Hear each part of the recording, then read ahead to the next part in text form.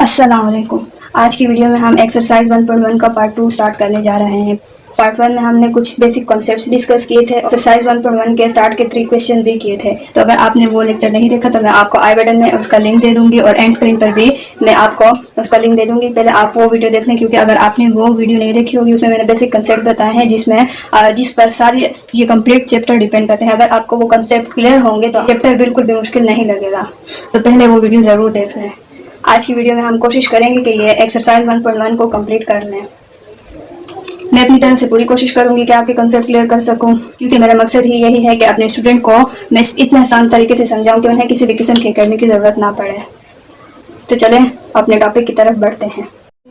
Exercise 1.1 के question number 4, 5, 6 and 7 वो equality of to matrices इस टॉपिक पर सॉल्व होते हैं। तो चलिए पहले हम ये टॉपिक सीखते हैं। तो अब हम ये देखते हैं कि टू मैट्रिसेस इक्वल कब होते हैं। अगर वो ये टू कंडीशन सेटिस्फाई करते हैं तो फिर टू मैट्रिसेस हमारे पास इक्वल होते हैं। तो चलिए देखते हैं। फर्स्ट कंडीशन ये है कि मैट्रिसेस का ऑर्डर से, तो ऑर्डर जैसे कि मैंने पिछली वीडियो में आपको बताया था कि ऑर्डर ऑफ मैट्रिक्स क्या होता है कि नंबर ऑफ रोज को हम m से जाहिर करते हैं, क्रॉस नंबर ऑफ कॉलम। एक मैट्रिक्स में जितनी रो होती हैं पहले हम उन्हें लिखते हैं, फिर उसके बाद उसमें जितने कॉलम होते हैं फिर उन्हें लिखते हैं। तो पहली कंडीशन ये है कि टू मैट्रिसेस तब इक्वल होंगे अगर उनका ऑर्डर सेम होगा। दूसरी कंडीशन क्या है, करस्पॉन्डिंग एलिमेंट सेम होंगे। इसका मतलब क्या है, इसका मतलब है कि ये फर्स्ट एलिमेंट इसके फर्स्ट एलिमेंट के बराबर होगा। जैसे कि मैंने आपको पिछली वीडियो में बताया था कि मैट्रिक्स में ये नंबर जो होते हैं इन्हें हम एलिमेंट देते हैं। तो अब करस्पॉन्डिंग एलिमेंट्स का क्या मतलब है, इसका मतलब ये है कि ये इस मैट्रिक्स का पहला एलिमेंट इस मैट्रिक्स के पहले एलिमेंट के बराबर होगा, ये वाला एलिमेंट इस एलिमेंट के बराबर होगा, ये एलिमेंट इस एलिमेंट के बराबर होगा, ये एलिमेंट इस एलिमेंट के बराबर होगा, और ये इसके बराबर, ये इसके बराबर, ये सारे एलिमेंट बराबर होंगे। पहली कंडीशन क्या है कि उनका ऑर्डर सेम होगा, number of rose into number of column जो है ये सेम होंगे दोनों मैट्रिक्स के। दूसरी कंडीशन क्या है कि करस्पॉन्डिंग एलिमेंट सेम होंगे।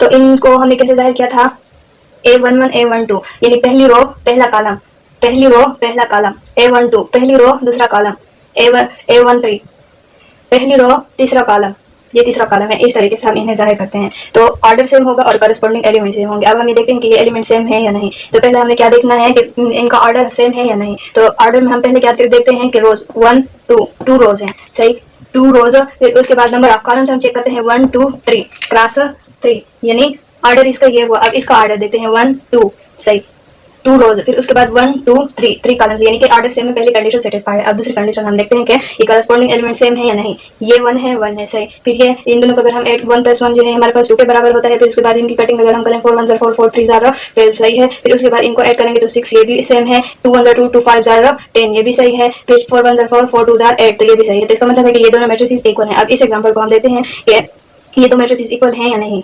तो पहली कंडीशन क्या है, ऑर्डर सेम होना चाहिए। तो पहले इसका ऑर्डर हम देखते हैं 1 2 3 रोज हैं, क्रॉस। फिर उसके बाद हमने अब इसमें कॉलम देखने हैं 1 2 कॉलम है। अब इसका देखते हैं कि ऑर्डर क्या है, 1 2, इसका ऑर्डर 2 नंबर ऑफ रोज 2 1 2 3, इसमें कॉलम 3 है। तो ये ऑर्डर सेम नहीं है, तो पहली कंडीशन फेल हो गई। तो इसका मतलब ये दोनों मैट्रिसेस इक्वल नहीं है, नॉट इक्वल। तो चलिए अब एक्सरसाइज की तरफ बढ़ते हैं। क्वेश्चन नंबर 4 में क्या रिक्वायर्ड है, which of the following matrices are equal. Question number 4 क्या कहते हैं कि इसमें से इन 4 मैट्रिक्स में कौन कौन से मैट्रिसेस जो हैं वो इक्वल हैं। तो चलिए पहले 1 बाय 1 हम देखते हैं। तो पहले ए एंड डी को लेते हैं, ए एंड डी को लेते हैं। तो पहली कंडीशन क्या थी कि उन दोनों मैट्रिक्स का ऑर्डर सेम होना चाहिए। तो पहले हम इन दोनों का ऑर्डर देते हैं। ए का ऑर्डर क्या है, नंबर ऑफ रोज जो है हमारे पास 2 क्रॉस है, और इसका और नंबर ऑफ कॉलम कितने हैं 1 2 कॉलम है। तो 2 बाय 2 इसका ऑर्डर हुआ। फिर उसके बाद 1 2 तो पहली कंडीशन सेटिस्फाइड हुई। अब सेकंड कंडीशन देखते हैं कि करस्पॉन्डिंग एलिमेंट सेम है या नहीं। इसका पहला एलिमेंट इसके बराबर है, दूसरा एलिमेंट दूसरे के बराबर है, ये तीसरा एलिमेंट और तीसरा इसका तीसरा एलिमेंट और इसका तीसरा एलिमेंट सेम नहीं है। तो दूसरी कंडीशन फेल है। तो मतलब A is not equal to B. अब ए के साथ सी को लेते हैं। पहली कंडीशन के इनका ऑर्डर 1 2 बाय 2 इन सब का ऑर्डर जो है वो सेम है, जितने भी मैट्रिसेस हैं इन सब का ऑर्डर जो है वो सेम है। तो पहली कंडीशन तो सब में वो सेटिस्फाइड है। अब हम सेकंड कंडीशन देखते हैं ना। तो इसमें ए और बी इसलिए इक्वल नहीं है क्योंकि उन्होंने पहली कंडीशन तो सेटिस्फाइड की, लेकिन सेकंड कंडीशन नहीं सेटिस्फाइड है, तो इसलिए इक्वल नहीं है। अब ए और सी हम देखते हैं, ऑर्डर सेम है। उसके बाद करस्पॉन्डिंग एलिमेंट देखते हैं 2, सही। फिर उसके बाद ये 5 के बराबर है, सही। फिर ये वाला एलिमेंट इसका भी और इसका, इन दोनों के ये एलिमेंट डिफरेंट है। तो इसका मतलब है कि ए और सी भी बराबर नहीं है। फिर उसके बाद ए एंड डी को देखते हैं। तो पहली कंडीशन तो सेटिस्फाइड है कि सबके ऑर्डर जो है वो हमारे पास 2 बाय 2 है। तो फिर उसके बाद अब करस्पॉन्डिंग एलिमेंट चेक करते हैं 2 फिर उसके बाद यहाँ पर 5 है, यहाँ पर भी 5 है। फिर उसके बाद यहाँ पर 3 है, ये उसके बाद यहाँ पर 1 है, यहाँ पर भी 1 है। फिर यहाँ पर 3 है 3 है। तो इसका मतलब है कि दोनों कंडीशन सेटिस्फाइड है। तो ए इज इक्वल टू डी। अब उसके बाद हमने क्या करना है कि बी और सी को लेना है। तो बी और सी ऑर्डर तो सबका सेम है। अब हमने करस्पॉन्डिंग एलिमेंट्स देखने हैं, ये भी 2 है, ये भी 2 है, ये 5 है, इन दोनों को ऐड करेंगे तो 5 आता है। फिर उसके बाद ये 4 है और ये भी 4 है और इन दोनों को ऐड करेंगे तो 3। इसका मतलब बी एंड सी भी इक्वल है, बी और सी आपस में इक्वल है। फिर उसके बाद अब हमने क्या करना है कि बी और डी को देखना है। तो फर्स्ट कंडीशन सबकी सेटिस्फाइड है कि ऑर्डर सेम है, 2 2 सही। फिर उसके बाद 4, उसके बाद 5, ये भी 5 है। फिर उसके बाद यहाँ पर 4 है, यहाँ पर 1 है। तो ये बी और डी जो है ये आपस में इक्वल नहीं है क्योंकि सेकंड कंडीशन सेटिस्फाइड नहीं है। फिर उसके बाद अब सी और डी को आपस में देखते हैं कि सी और डी सेम है या नहीं। तो ये इसका 2 है, ये भी 2 है। फिर उसके बाद ये 5 है, ये भी 5 है, ये यहाँ पर 4 है, यहाँ पर 1 है। तो इसका मतलब कि C is not equal to D. तो इसने हमसे मांग लिया था कि कौन कौन से इक्वल है, तो हमने आंसर में ये लिखना है। चलिए क्वेश्चन नंबर 5 को देखते हैं। क्वेश्चन नंबर 5 में हमें क्या गिवन है, ये 2 मैट्रिसेस गिवन है और ये भी गिवन है कि ये आपस में इक्वल है और हमसे रिक्वायर्ड क्या है कि ये वी डब्ल्यू और यू की वैल्यू मालूम करें। तो जब भी हमें इस किस्म का क्वेश्चन गिवन हो कि 2 मैट्रिक्स आपस में इक्वल है और इस तरह की वैल्यू हमसे रिक्वायर्ड हो तो हम क्या करेंगे, ये सेकंड कंडीशन यूज करेंगे इक्वलिटी ऑफ मैट्रिक्स की। तो पहली कंडीशन तो ये इसमें सेटिस्फाइड है ना कि ये ऑर्डर जो है इनका सेम है। फिर उसके बाद ये करस्पॉन्डिंग एलिमेंट वाली कंडीशन हम देखेंगे कि ये वाला फर्स्ट एलिमेंट के बराबर हो गई, यानी वी जो है 2 के बराबर हो गई। ये वी की वैल्यू हमारे पास मालूम हो गई, ये वी की वैल्यू हमारे पास आ गई। फिर उसके बाद -3 के बराबर होगा, यू जो है वो 5 के बराबर होगा और डब्ल्यू जो है वो 0 के बराबर होगा। तो इस तरीके से हम इनकी वैल्यूज मालूम करेंगे। क्वेश्चन नंबर 6 में हमें गिवन है कि ये 2 मैट्रिसेस हैं, ये आपस में इक्वल हैं। तो आप A B C X Y Z की वैल्यू मालूम करें। तो जैसे कि मैंने आपको पिछले क्वेश्चन में बताया कि अगर हमें गिवन हो कि 2 मैट्रिसेस आपस में इक्वल हैं और हमसे अननोन वैल्यूज रिक्वायर्ड हो तो हम क्या करेंगे, ये सेकंड कंडीशन यूज करेंगे इक्वलिटी ऑफ 2 मैट्रिसेस वाली। तो सेकंड कंडीशन क्या है कि हम करस्पॉन्डिंग एलिमेंट यानी ये फर्स्ट एलिमेंट के बराबर होगा, सेकंड एलिमेंट सेकंड के बराबर होगा, थर्ड एलिमेंट थर्ड के और ये एलिमेंट इसके इस तरह ये सारे आपस में इक्वल होंगे। तो इस कंडीशन की मदद से हम ये वैल्यूज मालूम करेंगे। तो पहले हम क्या करेंगे कि x+3 जो है ये 0 के बराबर होगा, ये कंडीशन की मदद से हम तो x+3 जो है वो 0 के बराबर होगा। इसे हमने x+3 = 0 इक्वेशन की फॉर्म में लिख दिया। फिर तो सिर्फ x की वैल्यू चाहिए, तो इस 3 को हम इस साइड पे शिफ्ट करेंगे। तो ये जब इस साइड पे आएगा तो इसका साइन जो है वो चेंज हो जाएगा। इसका बेसिक मेथड ये है कि x+3 है ना, हमें सिर्फ x चाहिए और इस 3 को खत्म करना है। तो इस 3 को हम कैसे खत्म करेंगे कि अगर यहाँ पर हमारे पास -3 हो जाए तो फिर ये हमारे पास 3 खत्म हो जाएगा, लेकिन ये हम -3 खुद से तो ऐड नहीं कर सकते हैं। तो अगर यहाँ पर हम -3 ऐड करेंगे तो यहाँ पर भी करेंगे, तो ये हमारे पास 0 हो जाएगा = -3। इस तरीके से ये आंसर आता है। हम आमतौर पर ऐसे कह देते हैं कि ये वहाँ पर शिफ्ट हो जाएगा तो इसका साइन चेंज हो जाएगा। तो अब इसके बाद हमें क्या करना है कि इस एलिमेंट का इसके बराबर लेना है, z+4 = 6, z+4 = 6। अब ये 4 वहां पर शिफ्ट होगा तो इसका साइन चेंज हो जाएगा। तो फिर उसके बाद 6 से 4 जब माइनस करेंगे तो हमारे पास 2 आता है। फिर उसके बाद ये वाला एलिमेंट इस एलिमेंट के बराबर होगा, तो 3y - 2 = 2y - 7 है। ये बराबर हो जाएंगे आपस में। फिर उसके बाद हमें तो y की वैल्यू चाहिए ना, तो फिर हम क्या करेंगे कि इस y को यहाँ पर ले आएंगे, ये y जो है इनको एक साइड पे कर लेंगे और ये कांस्टेंट जो है इनको एक साइड पे करेंगे। तो हम कैसे करेंगे कि इस y को हम यहाँ पर शिफ्ट कर देंगे, यहाँ पर प्लस है तो ये माइनस हो जाएगा और उसके बाद ये 2 जो है ये यहाँ पर चला जाएगा, ये माइनस है तो यहाँ पर प्लस हो जाएगा। तो फिर ये हम जब 3 से 2 को माइनस करते हैं तो y तो सिर्फ 1 बचता है, तो ये सिर्फ y हो जाएगा। और -7 से 2 जब हम माइनस करते हैं तो हमारे पास -5 होता है। फिर ये y की वैल्यू भी आ गई। अब उसके बाद ये वाला हमने ये -6 के बराबर है, a - 1 जो है ये -3 के बराबर है। तो फिर हमें वही a चाहिए, तो इसको यहाँ पर शिफ्ट करेंगे तो ये माइनस से ये प्लस हो जाएगा, साइन चेंज होते हैं ना, और ये a अपनी जगह पे। फिर उसके बाद -3 + 1 जो है -2 के बराबर होता है। फिर उसके बाद अब हमने ये वाली कंडीशन यूज करनी है कि 2 अब ये एलिमेंट इस एलिमेंट के बराबर होगा, 2c + 2 according to second condition of equality of 2 matrices. तो अब हमें सिर्फ यहाँ पर c चाहिए, तो फिर हमने क्या करना है कि इसको इस साइड पे शिफ्ट कर देना है। तो फिर यहाँ पर अभी 2c है, हमें सिर्फ ओनली 1c चाहिए। तो इसको हम कैसे खत्म करेंगे कि इसको b2 पर डिवाइड करें और इस साइड को b2 पर डिवाइड करें, तो ये हमारे पास खत्म हो जाएगा। तो ये वाला यहाँ से 2 खत्म हो जाएगा और यहाँ पर भी ये कैंसिल होकर -1 हो जाएगा, c की वैल्यू भी -1 होगी। फिर उसके बाद ये वाला एलिमेंट इस एलिमेंट के बराबर होगा, 2b + 4 जो है ये इस एलिमेंट के बराबर होगा, 2b + 4 = b - 3। तो अब हमें सिर्फ ओनली b चाहिए, तो b वाली वैल्यू जो है उनको एक साइड पे हम इकट्ठा कर लेंगे और ये कांस्टेंट जो है इनको एक साइड पे कर लेंगे। तो इस b को जब हम यहाँ पर लाएंगे तो इसका प्लस साइन माइनस हो जाएगा और इस 4 को जब हम वहां पर शिफ्ट करेंगे तो ये प्लस जो है ये माइनस हो जाएगा। तो 2b - b ये हमारे पास 1b के बराबर है। 1 हमने लिखा, हमने b लिखते हैं अलजेब्रा में। फिर उसके बाद माइनस इंटू माइनस प्लस होता है, तो ये हम लोग इसको ऐड करेंगे तो ये 3 × 4 -3 - 4 7 के बराबर होता है और इसमें साइन हम ग्रेटर हैंड से के इक्वल करते हैं। अगर आपको याद है पिछली क्लासेस में हमने ये पढ़े हैं, plus multiply by plus = plus, minus multiply by minus = minus, minus multiply by plus = plus, plus multiply by minus = minus. तो ये एड या सब्ट्रैक्ट कर रहे हैं, उसके लिए हम देखेंगे इस कंडीशन की मदद से। और साइन कौन सा हम लगाएंगे, साइन हमेशा हम ग्रेटर हिंसे का साइन लगाते हैं। तो ये माइनस इंटू माइनस हमारे पास प्लस होता है, तो इसको हम प्लस करेंगे यानी ऐड करेंगे तो ये 7 हो जाएगा। और साइन हम हमेशा ग्रेटर हिंसे का लगाते हैं, यहाँ पर माइनस है। तो हमारे पास ए बी सी और एक्स वाई जेड की वैल्यूज आ गई हैं और वो ये वैल्यूज हैं, a = -2, b = -7, c = -1, x = -3, y = -5, z = 2। ये सारी वैल्यूज हमारे पास इस मेथड से आ गई। उम्मीद करती हूँ कि आपको इस क्वेश्चन की समझ आ गई होगी। Question number 7।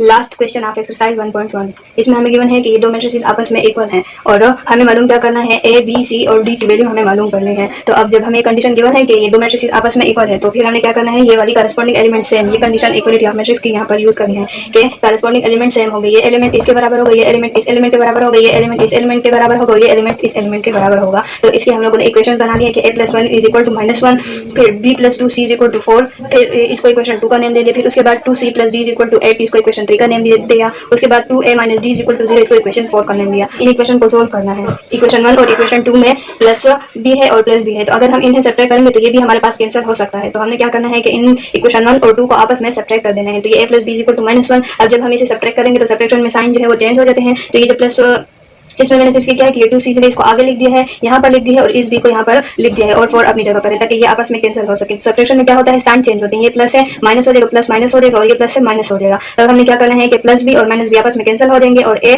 ये नीचे वाला साइन हम लेंगे, ये ऊपर वाला तो नहीं, इसलिए कि सब्ट्रैक्शन में साइन चेंज होते हैं और ये नीचे वाले साइन हमने लेना है। तो a - 2c, इस साइन को ऐसे समझे कि ये खत्म हो गए हैं, तो a - 2c is equal to minus into minus plus होता है 5, और बड़े हिस्से का साइन हम लोगों ने यहाँ पर लगाना है। तो बड़ा हिस्से यहाँ पर 4 है, इसका साइन लगाया है, तो ये हमारे पास इक्वेशन 5 हो गए। अब उसके बाद हमने क्या करना है कि इसमें b + d है, इसमें भी माइनस d है, अगर इन दोनों को हम ऐड करेंगे तो ये d इसमें से खत्म हो जाएगा, हमारे पास ये दो वेरिएबल बच जाएंगे। तो हम लोगों ने इन दोनों इक्वेशन को आपस में ऐड कर देना है। इक्वेशन 3 और 4 को ऐड, इक्वेशन 3 एंड 4 इन दोनों को आपस में हमने ऐड किया है, तो ये और ये कट जाएंगे, और उसके बाद हमारे पास फिर क्या बचेगा, 2c, इसका साइन प्लस है, plus 2a is equal to 8, इसको इक्वेशन नंबर 6 हमने नेम दिया। अब उसके बाद हमने इस इक्वेशन में -2c है और इसमें +2c है, अगर इन दोनों को हम ऐड करेंगे तो ये c और ये c कैंसिल हो जाएगा, और ये a और ये a जो है इन दोनों को हम लोग ऐड करेंगे। तो देखें अब 8 इक्वेशन 5 एंड 6, तो a - 2c is equal to -5, फिर इसको सिर्फ ऐसे तरतीब से लिखा है कि ये इसके नीचे आ जाएगा, यहाँ पर ये जो है ये इस साइड पे लिख दिया और इसे पहले लिख दिया, और 8 अपनी जगह पर। अब इन दोनों को ऐड करना है, हमने जमा करना है, तो ये दोनों कैंसिल हो जाएंगे। उसके बाद ये 3a 1 + 2 3 होता है, a अपनी जगह पे आ जाएगा, -5 + 8, तो ये होंगे सेपरेट। तो हम लोगों ने सेपरेट किया 3, और साइन किस ग्रेटर हिस्से का है, ग्रेटर हिस्से का साइन प्लस है, तो यहाँ पर प्लस साइन आ गया। अब हमें सिर्फ a चाहिए, तो इसको भी हम 3 पे डिवाइड करेंगे और इस साइड को भी 3 पे डिवाइड करेंगे, तो ये कैंसिल हो जाएगा और a की वैल्यू हमारे पास 1 आ जाएगी। अब हमारे पास 1 वैल्यू आ गई है। अब इसको हम इक्वेशन में, ऐसी इक्वेशन में पुट करेंगे कि उसमें सिर्फ a हो और दूसरी इक्वेशन हमारे पास और दूसरी वैल्यू जो है हमारे पास फिर मालूम हो जाए। तो इस a को अगर हम यहाँ पर पुट करेंगे तो b की वैल्यू हमारे पास आ जाएगी। तो इसको हम लोगों ने इक्वेशन 1 में पुट किया, तो फिर ये हमारे पास क्या होगा, a की जगह पर 1 लिखा, प्लस b अपनी जगह पर और -1 अपनी जगह पर। हमें सिर्फ b चाहिए, तो इस a को और इस 1 को वहाँ पर शिफ्ट कर देंगे, तो ये माइनस इंटू माइनस प्लस होता है, तो ये हमारे पास -2 आ जाएगा, b की वैल्यू -2 आ गई। अब इस b को हम लोगों ने ऐसी वैल्यू इस यहाँ पर पुट कर देना है। अगर हम यहाँ पुट करेंगे तो इसमें हमारे पास c की वैल्यू आ जाएगी। तो b को हमने इक्वेशन 2 में पुट किया, तो इस b की जगह पर हम लोगों ने -2 लगाया, प्लस 2c अपनी जगह पर और 4d अपनी जगह पर। हमें सिर्फ c चाहिए, तो इसको इस साइड पे शिफ्ट कर देंगे, ये माइनस है यहाँ पर जाएगा तो प्लस हो जाएगा, तो 2c इज इक्वल टू 6। तो ये हमें तो सिर्फ c चाहिए, तो इस साइड को भी 2 पर डिवाइड करेंगे और इस साइड को भी 2 पर डिवाइड करेंगे, तो यहाँ पर 2 कैंसिल हो जाएगा और यहाँ पर c की वैल्यू हमारे पास आ जाएगी, विच इज इक्वल टू 3। अब इस c को हम लोगों ने इस इक्वेशन में पुट करना है कि फिर यहाँ पर हमारे पास d की वैल्यू आ जाए। c की जगह पर जब हम 3 पुट करेंगे तो हमारे पास ये इक्वेशन आ जाएगी 2 × 3 6 plus d is equal to 8। हमें सिर्फ d चाहिए, इसको साइड पे शिफ्ट कर देंगे, प्लस जो है ये माइनस हो जाएगा, तो d is equal to 2 value आ जाएगी। तो हमारे पास ये वैल्यू आई कि a जो है वो 1 के बराबर है, b - 2 के बराबर है, c is equal to 3 and d is equal to 2। ये सारी ये बात याद रखनी है कि बस जब हमें ये कंडीशन गिवन हो कि आपस में इक्वल है, तो ये करस्पॉन्डिंग एलिमेंट जो है ना, इनको आपस में हम इक्वल ले लेंगे, इससे हमारे पास वैल्यूज आएंगे। उम्मीद करती हूँ कि आपको ये क्वेश्चन समझ आ गए होंगे। आपका होम टास्क यही है कि आपने इन क्वेश्चन को 2 बार जरूर करना है। अगर आप रोजाना जो आपको मैं होम टास्क देती हूँ रोजाना अगर आप इसी 2 3 बार भी प्रैक्टिस करेंगे ना, तो इंशाल्लाह पेपर में आपको बिल्कुल भी प्रॉब्लम नहीं होगी। आप ये वीडियो देखकर इसके बाद जब प्रैक्टिस करेंगे ना 2-3 बार, तो आपको पेपर में बिल्कुल भी प्रॉब्लम नहीं होगी, बल्कि ये क्वेश्चन जो है ना आपका हाथ खुद ही चलेगा, इसलिए कि आपने प्रैक्टिस की होगी ना, तो आप बिल्कुल भी मुश्किल नहीं लगेगा। मैंने भी यही मेथड अपनी अप्लाई है, जो क्वेश्चन हमें सर पढ़ाते थे उसी क्वेश्चन की मैं फिर घर में 2-3 बार प्रैक्टिस कर लेती थी, और अल्हम्दुलिल्लाह कि मेरा मैथ्स का पेपर जो है वो बहुत अच्छा हुआ था और मुझे बिल्कुल भी प्रॉब्लम नहीं थी। मुझे सारा मैथ्स का पेपर खुद ही आ रहा था, रिवीजन जब मैं कर रही थी तो मेरा हाथ खुद ही चलता था, इसलिए कि मैंने प्रैक्टिस की थी। और मेरे 9th 10th में टोटल 150 मार्क्स होते हैं, उसमें मेरे 144 मार्क्स थे। अगर आप प्रैक्टिस करेंगे तो इंशाल्लाह